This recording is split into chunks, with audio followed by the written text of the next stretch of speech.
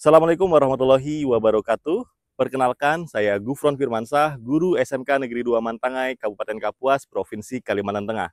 Pada video kali ini, saya akan berbagi praktik baik inovasi pembelajaran yang berjudul Hapakat, Harmoni Pembelajaran dengan Kearifan Lokal dan Teknologi. Saat ini, kita hidup di era perkembangan teknologi yang bergerak sangat cepat dan membawa dampak besar pada generasi kita. Terlihat anak-anak lebih akrab dengan gawai, media sosial, dan hiburan digital, namun perlahan meninggalkan nilai-nilai kearifan lokal yang sebenarnya dapat menjadi kekuatan dalam menjawab tantangan zaman. Kemudian, hasil asesmen awal menunjukkan banyak siswa yang kesulitan menghubungkan pengetahuan dengan konteks nyata. Hal ini terlihat dari kesiapan belajar siswa yang masih rendah. Sebanyak 59% siswa masih dalam kategori pemahaman dasar.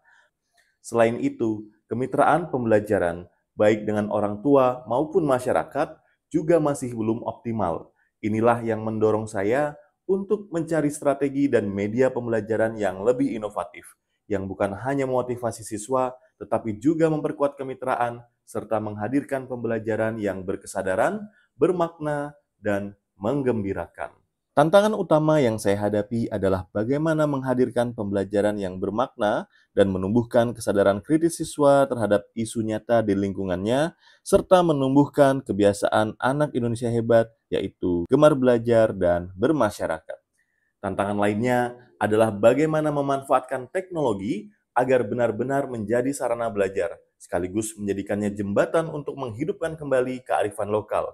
Selain itu, diperlukan strategi yang mampu membangun kemitraan pendidikan.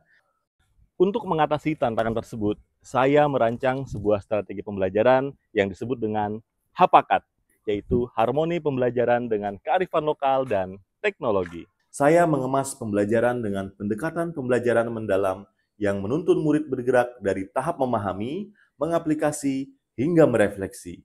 Semua proses itu saya jalankan dengan model station learning agar siswa belajar secara aktif, kolaboratif, dan kontekstual.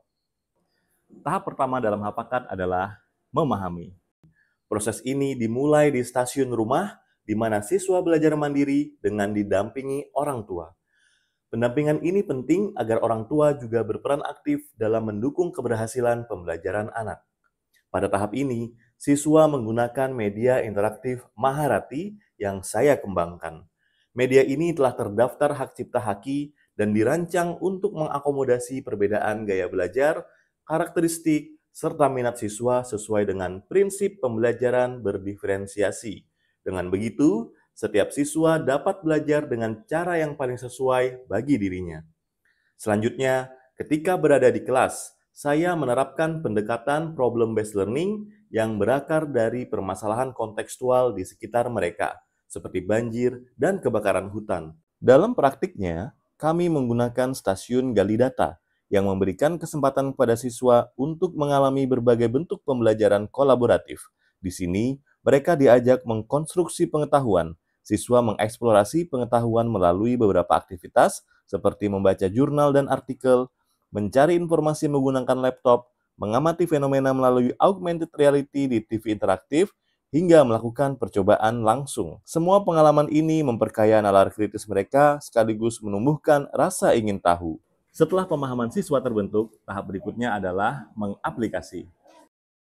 Pada tahap ini, siswa diajak untuk menguatkan pengetahuan mereka dengan merancang solusi nyata terkait mitigasi bencana. Di stasiun diskusi, mereka berkolaborasi menyusun strategi yang menggabungkan kearifan lokal dengan teknologi modern. Kolaborasi ini tidak hanya melatih keterampilan berpikir kritis, tetapi juga mendorong mereka untuk lebih kreatif dan peduli terhadap masalah lingkungan di sekitarnya. Hasilnya, lahirlah berbagai produk inovatif.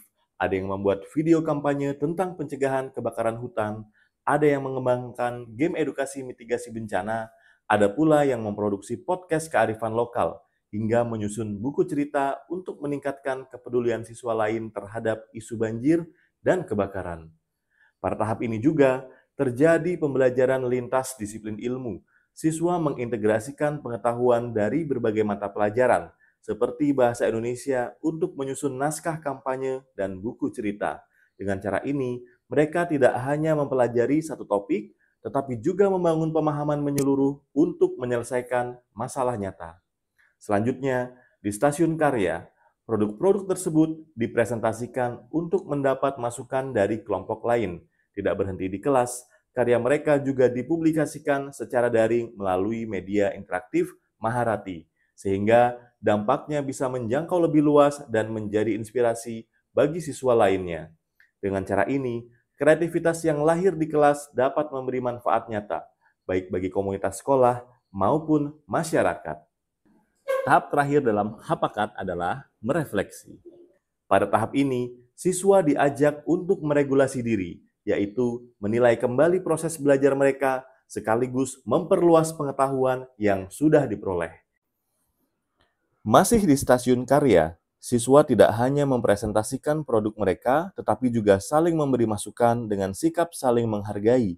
Proses ini membuat mereka belajar bahwa setiap karya memiliki nilai dan kritik yang membangun sebagai bagian penting dari pembelajaran, serta menumbuhkan kebiasaan anak Indonesia hebat, yaitu bermasyarakat.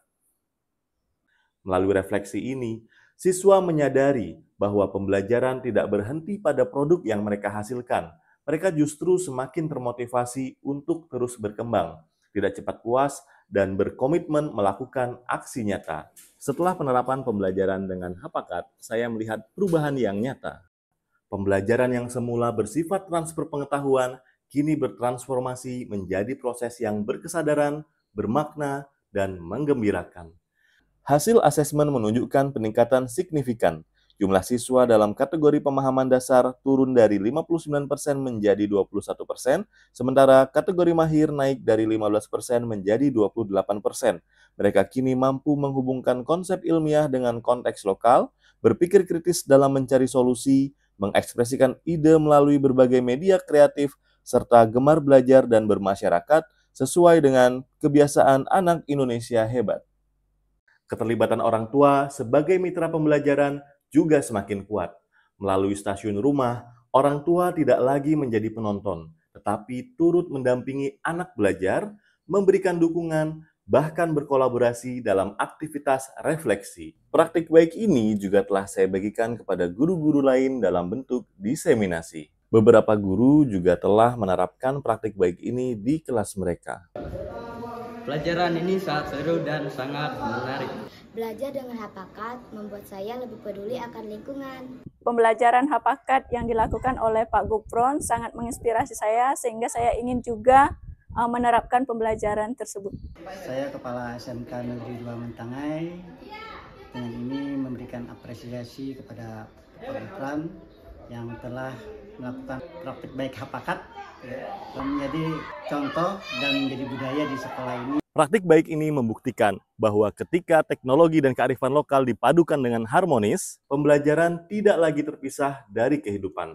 Hapakat bukan hanya tentang cara baru dalam mengajar, tetapi juga bagaimana membangun kesadaran bahwa kearifan lokal dan teknologi dapat berjalan beriringan dan saling menguatkan untuk menciptakan pembelajaran yang mendalam. Semoga praktik baik ini dapat menginspirasi guru-guru lain untuk terus berinovasi, berkolaborasi, dan berbagi. Agar setiap ruang belajar di Indonesia menjadi tempat tumbuhnya generasi yang berkarakter, berbudaya, dan berdaya menghadapi masa depan.